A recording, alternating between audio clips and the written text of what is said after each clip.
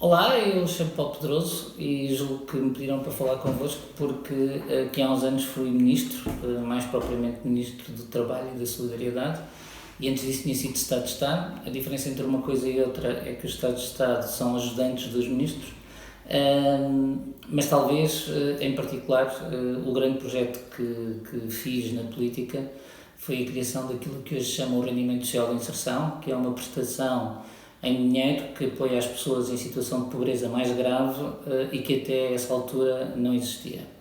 Andei pela política há muitos anos, embora seja sociólogo e professor do ISCTE, fui deputado, estive na direção do Partido Socialista e atualmente olho sobretudo para problemas sociais enquanto pessoa que quer intervir e mudar, tendo abandonado por completo a atividade política profissional o tempo inteiro.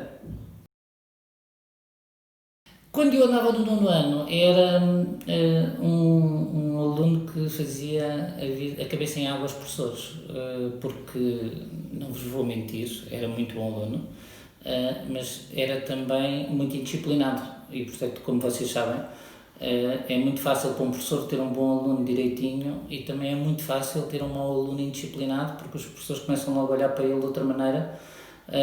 Mas comigo e nas minhas turmas isso não era possível, porque eu ao mesmo tempo que os desafiava, depois acabava por ter boas notas e estudava muito. Era um grande estudante, no sentido de que dedicava muito tempo a estudar, mas ao mesmo tempo era da direção da Associação de Estudantes da minha escola,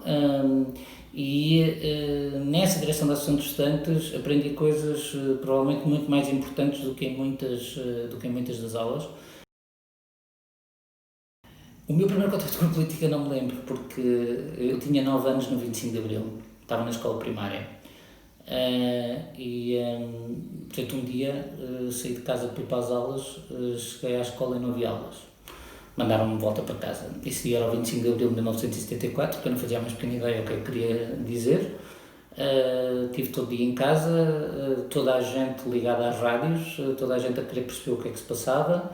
Percebi que se estava a passar qualquer coisa de muito importante e percebi ainda melhor porque no dia seguinte voltei para a escola e os meus professores tinham acabado com a coisa mais absurda que eu conheci na vida, que é que na minha escola, a minha escola estava dividida ao meio, tinha uma escada ao meio, para um lado eram as salas das raparigas, por outro lado eram as salas dos rapazes. Tinha um recreio atrás das salas, onde havia duas, nós na altura chamávamos contínuas, duas auxiliares de ação educativa, que estavam lá no intervalo todo para garantir que as meninas não passavam para o lado dos rapazes e os rapazes não passavam para o lado das meninas. Acabavam as aulas, chegávamos à porta e brincávamos todos juntos desde que nos conhecemos e, portanto, tudo aquilo era muito absurdo. Ter 10 anos em 1975 era respirar política por todo lado, mesmo que não quisesse. A música eram sobretudo canções políticas. A Bárbara Bandeira da época era uma Irmelinda Duarte que tinha uma canção que era a Gaivota e, portanto, toda a gente passava a vida com a gaivota voava, voava, mas depois a seguir a gaivota voava, voava, havia na canção uma criança que dizia: eu quando for grande não vou combater, porque uma das coisas que estava a acabar era uma guerra colonial. E talvez essa seja outra memória política, não diretamente política, mas os meus pais, que tinham uma mercearia, tinham um empregado que foi para a Guiné-Bissau, na altura para a Guiné, fazer a guerra colonial e voltou como empregado. E quando voltou vinha completamente transtornado. Esse empregado, mesmo já com 20 e tal anos, vivia na casa dos meus pais. E acontecia-me acordar com ele a gritar. E, portanto, esta coisa dos traumas de guerra, não pensem que é uma invenção dos filmes. Eu vi e achei que a guerra era muito injusta, sem fazer a mais pequena ideia do que é que se estava a passar. E um dos grandes momentos era a campanha eleitoral. Em 1975 houve uma campanha eleitoral e os tempos de antena eram momentos de televisão aos quais toda a gente estava atento. O que nós perguntávamos uns aos outros não é se eras do Benfica, do Sporting ou do Porto, era qual é o teu partido. E o meu partido era o MDP, porque eu tinha ao pé de casa um seminário que foi muito importante na minha formação. Portanto, um seminário que era um seminário de missionários que iam partir para a África, mas que era também um polo de cultura para a minha terra. Eu gostava muito desses padres progressistas e o padre progressista era do MDP. E, portanto, eu, em 1975, era do MDP. Eu saltei para a política, como muita gente da minha idade, numa direção da Associação de Estudantes, ou melhor, numa lista candidata à Associação de Estudantes. Quando cheguei ao 7º ano, fui delegado de turma, havia um conselho de delegados de turma, onde os delegados de turma de todos os anos se encontravam. Não era para agradar aos professores ou para participar no conselho pedagógico, essas coisas, não, era para discutirmos os assuntos de interesse dos estudantes sozinhos. Portanto, era uma coisa muito politizada, no sentido de que era mais tipo sindicato, no sentido das reivindicações, e aí rapidamente me juntei ao que na altura eram os estudantes da esquerda. E muito provavelmente acabei por me aproximar de um partido por um conjunto de coisas, incluindo que o meu colega mais dinâmico e mais inteligente era um tipo que vocês também vão conhecer, que se chama Porfírio Silva e que foi a pessoa com quem eu mais cedo comecei a discutir política. O que eu gosto mesmo é de dar aulas, o que eu gosto mesmo é de ver as caras dos alunos, é de olhar para os alunos e ver que aquilo que eu estou a fazer faz algum sentido. E uma das coisas que mais me perturba é quando olho para as caras e vejo que as pessoas estão quase a dormir. Garanto-vos que faço tudo o que posso para as acordar, mas ao mesmo tempo que dava aulas era essencialmente um consultor. Portanto, fazia estudos de avaliação e aquilo que nós chamamos de investigação aplicada. Mas a política esteve sempre lá, e estando sempre lá, quando António Guterres ganhou as eleições, eu estava muito empenhado nas eleições presidenciais que foram ganhas pelo Jorge Sampaio, mas fizeram-me um desafio que era irrecusável, que era o de ir trabalhar na área da solidariedade, numa altura em que o país estava muito empenhado em lutar contra a pobreza, numa altura em que se estava a aperfeiçoar muito as políticas sociais, incluindo os direitos dos imigrantes, incluindo toda uma nova realidade. Convidaram-me para ir ajudar a criar o rendimento mínimo garantido, e eu achei que isso justificava abandonar tudo, e portanto esse é um momento em que o eixo da minha vida passa de ser um professor que gosta de política para ser um político que gosta de dar aulas, que é aquilo que fui nos anos seguintes.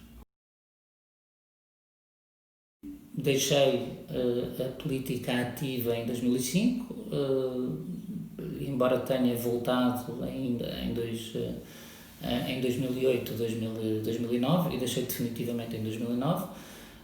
Passei por um processo que foi extremamente injusto e que me deixou marcas que nunca esquecerei, e portanto é uma coisa que vos garanto. Se algum dia forem alvo de um processo que consideram que é injusto, se algum dia forem presos sem achando que quem o fez não tinha razão nenhuma, isso muda a vossa vida e mudou a minha. Esse processo já lá vai.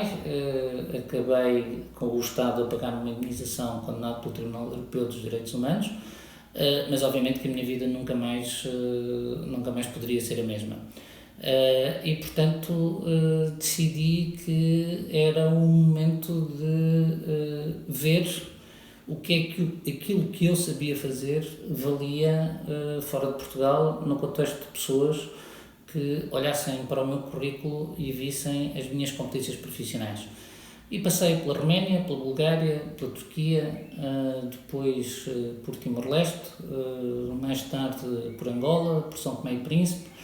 Aprendi que quem vive na Europa à escala mundial é um privilegiado e tem o dever de, por um lado, aproveitar essa oportunidade, por outro, não esquecer que, se pensar só em si, há muita gente em muitos pontos do mundo que pode nunca vir a beneficiar do que de bom o mundo podia ter e que seria para todos, mas que também nos iria obrigar a nós a fazer algumas escolhas, porque se todo o mundo vivesse como a Europa vive, morríamos todos porque o planeta não aguentava.